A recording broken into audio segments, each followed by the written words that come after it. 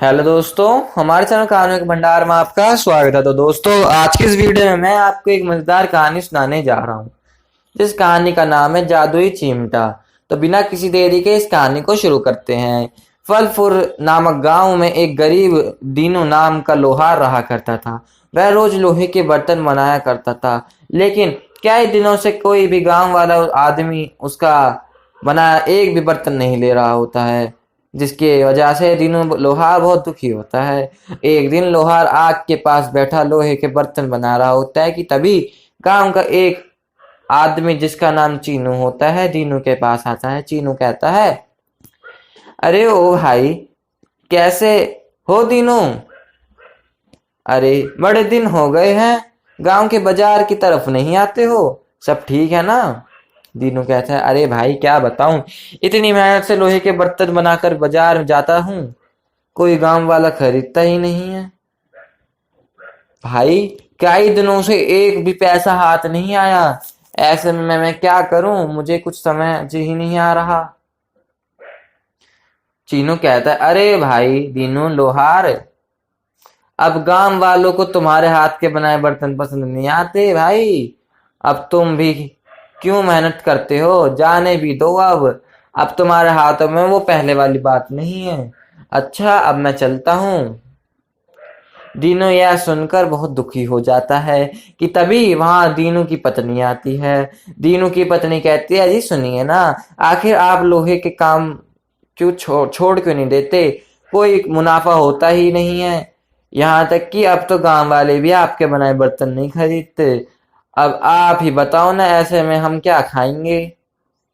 नहीं नहीं नहीं, मैं कुछ नहीं जानती, आप अब जाओ और कुछ नया काम देखो। दीनू कहता है, लेकिन भगवान, मुझे तो सिर्फ यह लोहे के बर्तन बनाने ही आते हैं, ऐसे में मैं क्या काम ढूंढूंगा? लेकिन अगर तुम कहती हो तो मैं जाकर देखता हूँ, शायद कोई गांव वाला मुझे काम दे दे। जिसके बाद दीनू वहां से गांव की तरफ जाता है कि तभी उसे रास्ते में एक बूढ़ा बूढ़ा जिसके हाथ में बकरी होती है दिखाई देता है। बूढ़ा आदमी कहता है, अरे ओ बेटा, मैं दूसरे गांव से आया हूँ, मेरे साथ मेरी दो बकरियां थीं, मैं इन्हें मेले से लेकर आ रहा था, तो मेरी एक बकरी भागते हुए यहाँ आ गई। भाई मेरी मदद करो, ना जाने मेरी बकरी कहाँ चली गई। दीनू कहता है, अरे बाबा, तुम बिल्कुल भी दुखी मत हो, मैं तुम्हारी बकरी ढूंढने में मदद करता हूँ। तभी दोनों गांव में बकरी ढूंढने लगते हैं, लेकिन पूरा गांव देखने के बाद भी उन्हें बकरी नहीं मिलती। दीनू और वो बूढ़ा अपनी बकरी के साथ शाम ढले जंगल में जाता है। तभी उन्हें बकरी के रोने की आवाज सुनाई देती है। तब वो देखते हैं कि जंगल में एक गड्ढे में उस बूढ़े की बकरी फंसी होती है। बूढ़ा कहते हैं, अरे भाई, ये इस गड्ढे में कैसे फंस गई? अरे कोई तो मेरी मदद करो, इस बकरी को बाहर निकालो। अरे मैं तो लाचार बूढ़ा हूँ, इस गड्ढे से अपनी बकरी नहीं निकाल सकता, अरे मेरी प्यारी बकरी। तभी दीनू उस गड्ढे में कूद जाता है और बकरी को बाहर निकाल देता है। और बूढ़ा आदमी कहता है, अरे भाई, तुम्हारा धन्यवाद, अगर तुम ना होते तो मैं बेचारा बूढ़ा कैसे अपनी बकरी को बाहर निकालता। तब बहुत तुम बहुत ही अच्छे हो भाई, क्या मैं किसी तरह से तुम्हारी मदद कर सकता हूँ? बूढ़ा लोहार बूढ़ा लोहार उस बूढ़े को सारी बात बताता है। बूढ़ा आदमी कहता है, अरे बेटा, तुम्हारी समस्या का मेरे पास एक उपाय है। तभी वो बूढ़ा एक चिमटा अपनी झोली में से निकाल कर लोहार को देता है।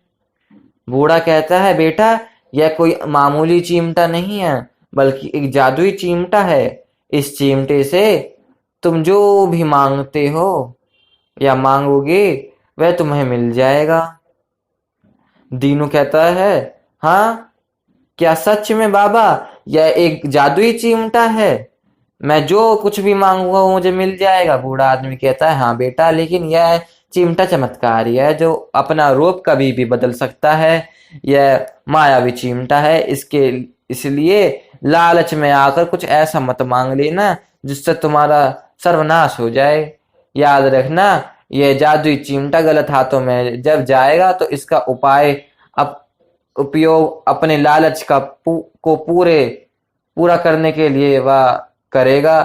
तब यह स्वयं उसके पास से अपने स्थान पर वापस लौट जाएगा। अच्छा बेटा, अब मैं चलता हूँ। जिसके बाद वह बूढ़ा वहां से चला जाता है। दीनू चिमटे को लेकर अपने घर आता है। दीनू कहता है, हे जादुई चिमटे, तू तो मेरी दशा जानते ही हो। अपने जादू से कुछ ऐसा कर दो कि गांव वाले मेरे बनाए लोहे के बर्तन लेने आने लगे, ताकि मेरा जीवन अच्छे से व्यतीत हो रहे। अगली सुबह होती है और दीनू देखता है कि उसके घर के बाहर गांव वालों की एक लंबी लाइन लगी है। दीनू की पत्नी कहती है, जी देखिए ना, आज तो हमारे घर के बाहर गांव वालों की बड़ी लाइन लगी है। यह सब आपके बनाए लोहे के बर्तन लेने आए हैं। और हाँ, देखिए देखिए कितनी लंबी लाइन लगी है।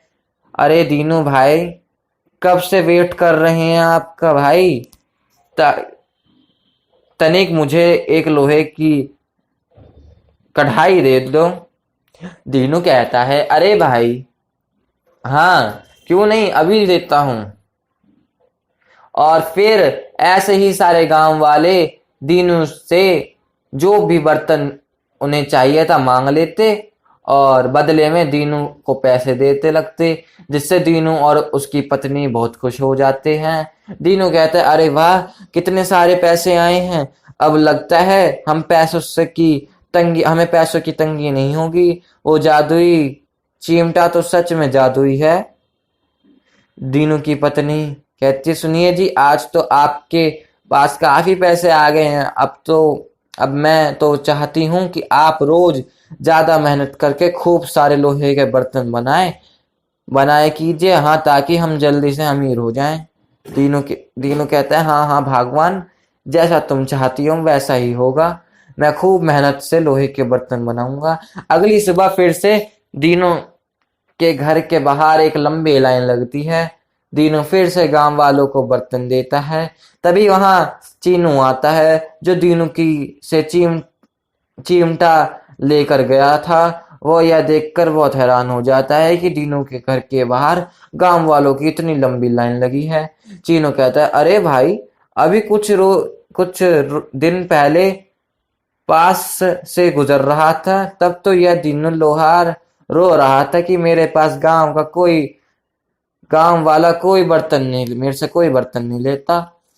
और अब देखो भाई, यहाँ तो गांव वालों की बड़ी लंबी लाइन लगी हुई है। लगता है कोई जादू की पोटली हाथ आ गई है इस दीनू लोहार के। कुछ समझ नहीं आ रहा भाई। तभी वो दीनू के पास जाता है और दीनू से कहता है, चीनू कहता है, अरे ओ दीनू भाई, क्या भाई, तुम्हारी तो काया ही पलट गई है। अब देखो तो जरा, सब गांव वाले बर्तन लेने तुम्हारे ही पास आ रहे हैं। दीनू कहता है, हाँ हाँ भाई, अब ऊपर वाले की मर्जी है, कभी धूप तो कभी छाया। तभी वहां दीनू की पत्नी जादुई चिमटा अपने हाथ में लेकर आती है और दीनू से कहती है, दीनू कहता है, अजी देखिए ना, ये इतना सुंदर और चमकदार चिमटा मुझे हमारे घर में मिला। आखिर इसे यहाँ कौन लेकर आया होगा। दीनू कहता है, अरे भगवान, ये मेरा चिमटा है और आइंदा इस चिमटे को कभी हाथ मत लगाना, समझी। लाओ, दो मुझे मेरा चिमटा। चीनू को दीनू की यह बात काफी अजीब लगती है। चीनू के मन में कहता है, अरे यह चिमटा देखने में इतना सुंदर और चमकदार लग रहा है। लगता है यह कोई मामूली चिमटा नहीं है। जरूर इस चिमटे ने ही कुछ किया होगा, तभी यह दीनू अपनी पत्नी को कभी इसे छूने के नहीं देता। अच्छा बच्चों, तो यह बात है, अब देख मैं कैसे मजा चखाता हूं तुझे। तभी चीनू रात के अंधेरे में दीनू के घर से वो जादुई चिमटा उठा लेता है, लेकिन जैसे ही जादुई चिमटा को वो अपने हाथ में लेता है, वो जादुई चिमटा एक मुर्गे के रूप में बदल जाता है। यह देखकर चीनू हैरान हो जाता है। चीनू कहता है, अरे अरे भाई, यह कैसे हुआ? यह जादुई चिमटा अचानक से मुर्गी कैसे बन गया? मेरी तो कुछ समझ ही नहीं आ रहा है भाई। कोई बात नहीं, चिमटा ना सही तो मुर्गी ही सही। तभी चीनू उस मुर्गी को एक रस्सी से बांध लेता है। चीनू कहता है, नहीं नहीं, मैं तुझे ऐसे नहीं जाने दूंगा। मुझे यह तो समझ आ ही गया है कि तू कोई साधारण चीज नहीं है। तभी कभी चिमटा, कभी मुर्गी, कुछ भी बन जाता है। यह मुझे बेवकूफ समझता है। अब देख तू मेरी समझदारी। चीनू कहता है, अरे ओ जादुई मुर्गी, मुझे सोने की 100 मोहरे चाहिए, समझी? क्या तू दे सकती है मुझे? ऐसा बोलते ही सोने की 100 मोहरे उसके पास आ जाती हैं और वो बहुत खुश हो जाता है। चीनू कहता है, अरे वाह वाह वाह, सोने की इतनी सारी मोहरे है। अब तो मुझे धनवान होने से कोई नहीं रोक सकता है भाई। एक काम करता हूं, इन सोने की मोहरों को छुपा के रख लेता हूं। अगर किसी ने देख लिया तो मुश्किल हो जाएगी। वो एक घड़े में सोने की मोहरें छिपा देता है।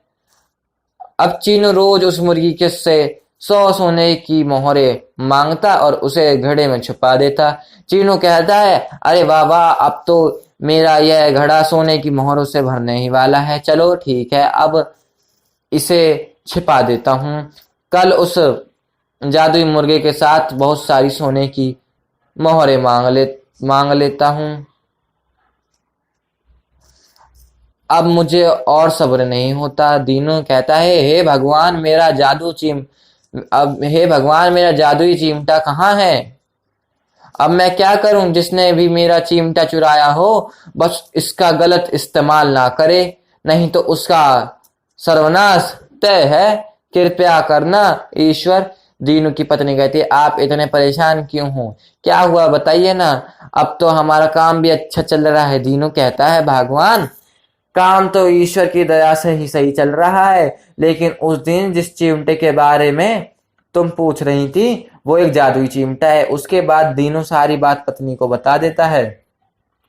दीनू की पत्नी कहती है, आप सही बोल रहे हैं, उस चिमटे का बस गलत इस्तेमाल ना हो। मुझे तो भैया पर शक है, क्योंकि उस दिन चिमटे की बात सुनकर वो कुछ अचंभित लग रहे थे। अगली सुबह चीनू फिर से उस मुर्गी से 100 सोने की मोहरें मांगता है, लेकिन इस बार मुर्गी एक भी सोने की मोहरें नहीं देती। चीनू कहता है, अरे आखिर जादुई चिमटा की बिना इस मुर्गी को हो क्या गया है? आज एक भी सोना की मोहरें नहीं दे रही है। चीनू कहता है, ओ जादुई मुर्गी, मुझे सोने की मोहरें चाहिए।